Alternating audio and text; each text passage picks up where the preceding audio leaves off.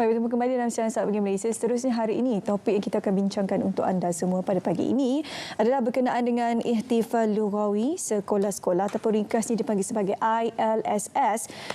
Kementerian Pendidikan Malaysia Peringkat Kebangsaan 2024. Lanjut berkenaan dengan ILSS ini, kita bersama dengan seorang tetamu di studio, iaitu Encik Muhammad Syafiee Haji Ismail, Ketua Penolong Pengarah Sektor Pembangunan Program Adab dan Nilai, Bahagian Pendidikan Islam, Kementerian Pendidikan Malaysia. Assalamualaikum, selamat pagi Cik Syafiee. Waalaikumsalam. Ya. Okey, baik. Program ihtifal lughawi sekolah-sekolah ILSS ini, mungkin Tuan boleh kongsikan terlebih dahulu mukadimah bagaimana sebenarnya datangnya ilham untuk melaksanakan program ini.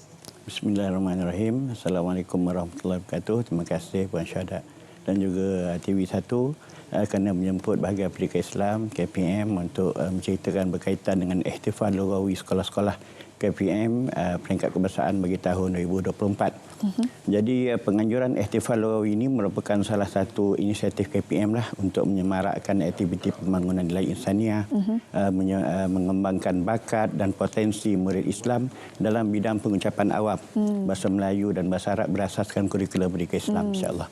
Jadi anjakan ketiga dalam Pelan Pembangunan Pendidikan Malaysia PPPM 2013 hingga 2025 menyatakan dengan jelas usaha untuk melahirkan rakyat Malaysia dengan penghayatan nilai melalui pengukuhan kurikulum pendidikan Islam.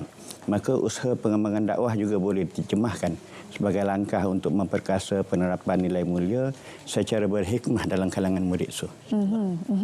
Okey, baik. Banyak kebaikan apabila kita mengajar para pelajar terutamanya dalam pengucapan awam yang berkaitan, yang boleh membantu untuk menjana minda mereka berfikir yang lebih kreatif dan kreatif. KPM, saya difahamkan sentiasa komited dalam pembangunan nilai insan yang baik untuk anak-anak ataupun para pelajar ini. Jadi, bagaimana Bahagian Pendidikan Islam melihat ruang ini sebagai salah satu medium untuk mengangkat kemenjadian murid terutamanya? Terima kasih Pak Hasu.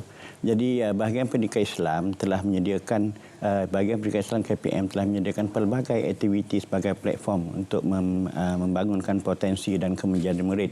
Antaranya kem pemantapan sahsiah dan kepimpinan melalui acara-acara seperti Nadwah Kepimpinan Islam dan juga acara pertandingan seperti Festival Nasyid dan Khot sekolah-sekolah KPM yang telah kita laksanakan di Kuala Lumpur baru-baru ini.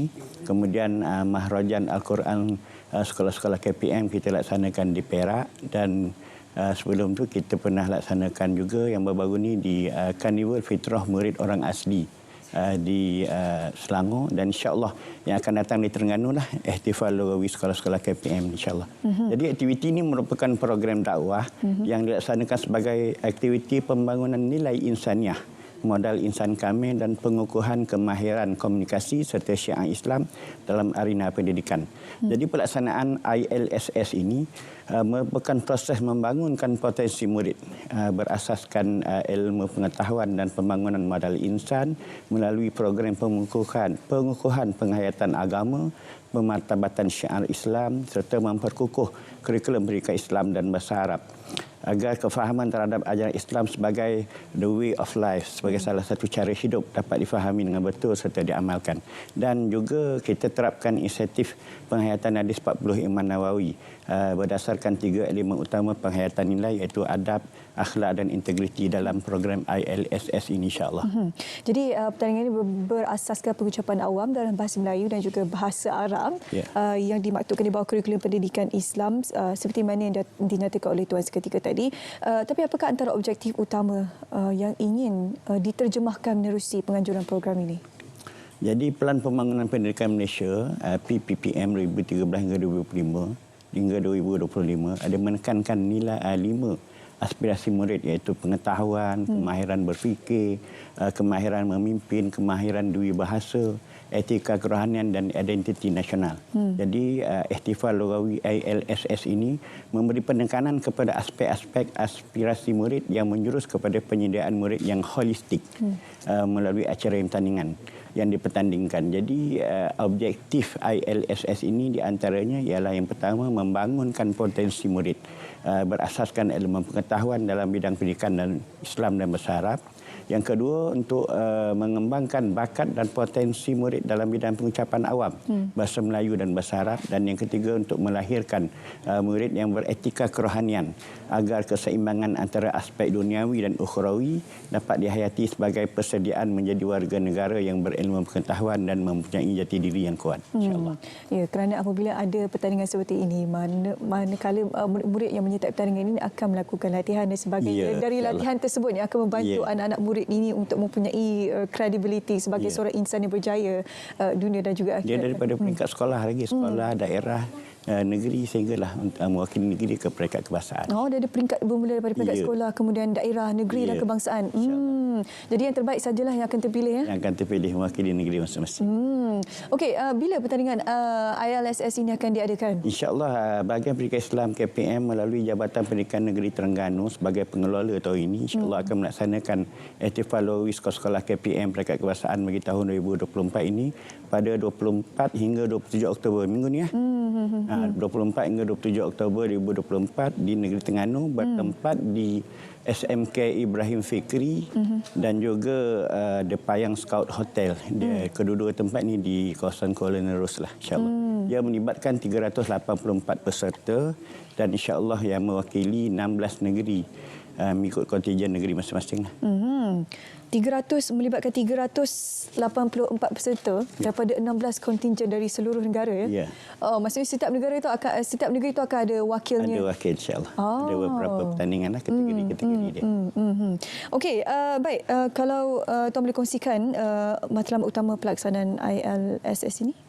Jadi matlamat utama pelaksanaan ILSS adalah mengembangkan bakat dan potensi murid dalam bidang pengucapan awam bahasa Melayu dan bahasa Arab, dan tema yang dipilih pada kali ini ialah adab dan nilai menjana karamah insaniah. Jadi tema ini selaras dengan hasrat KPM yang terus komited untuk memartabatkan kemahiran yang berkaitan dengan pembangunan diri dan kemahiran interpersonal.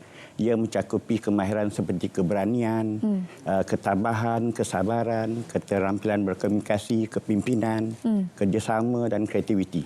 Jadi karamah insaniah adalah konsep penting dalam Islam dan nilai-nilai ini dapat diaplikasikan oleh manusia dalam pelbagai aspek kehidupan berdasarkan 3 elemen yang saya sebut tadi lah, iaitu 3 elemen utama penghayatan nilai, iaitu adab, akhlak dan integriti, insyaAllah.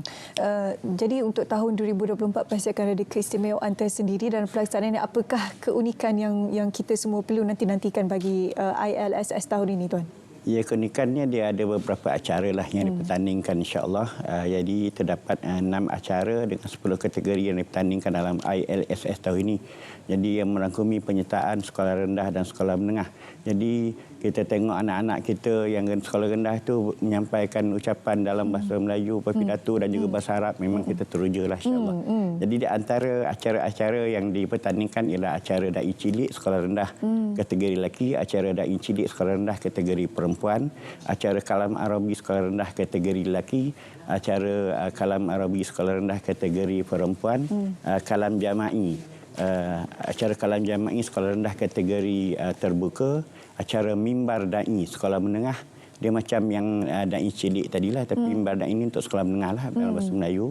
Kategori sekolah lelaki, acara mimbar da'i sekolah menengah kategori perempuan, acara kalimatus sabah, yang ni bahasa Arab. Kalimatus sabah sekolah menengah kategori menengah rendah, acara kalimatus sabah sekolah menengah kategori menengah atas lah, tingkatan 4-5. Dan yang terakhir acara kuis bahasa Arab sekolah menengah kategori terbuka. Jadi acara da'i cilik dan mimbar da'i ini adalah pengucapan awam dan dalam bahasa Melayu secara individu. Jadi persembahan sampaikan dalam format tazkirah yang santai, menarik perhatian, menyentuh hati pendengar dan kreatif insya-Allah. Manakala acara kalam Arabi dan kalimatus sabah tadi adalah pengucapan awam dalam bahasa Arab secara individu. Acara kalam jama'i pula adalah acara dalam bahasa Inggerisnya chorus speaking lah yang kita biasa sebutkan. Jadi seni berbicara dalam bahasa Arab secara berkumpulan. Manakala kuis bahasa Arab ni biasalah bertujuan untuk menguji penguasaan murid dalam bahasa Arab. yang merangkumi sukatan pelajaran bahasa Arab lah daripada tingkatan 1 hingga tingkatan 5 insya-Allah. Okey, sekali lagi Tuan wawarkan di mana lokasi pertandingan dan bagaimana orang ramai boleh memberikan sokongan terhadap para pelajar yang menyertai pertandingan ini. InsyaAllah lokasinya ialah di SMK Ibrahim Fikri dan The Scout Payang Scout Hotel di Kuala Nerus insya-Allah. Tak jauh lah di Kuala Terengganu. Berampilan dengan airport tu. Okey. Selamat maju daya kepada semua peserta.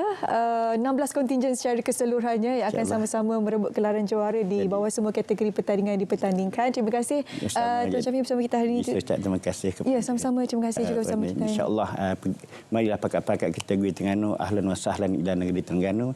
Terengganu negeri cantik, budaya menarik. InsyaAllah orangnya baik-baik. InsyaAllah. Baik, terima kasih. Waalaikumsalam. Terima kasih Tuan Haji bersama kita secara ringkas untuk berkongsi berkenaan Ihtifal Lughawi Sekolah-Sekolah ILS. Terus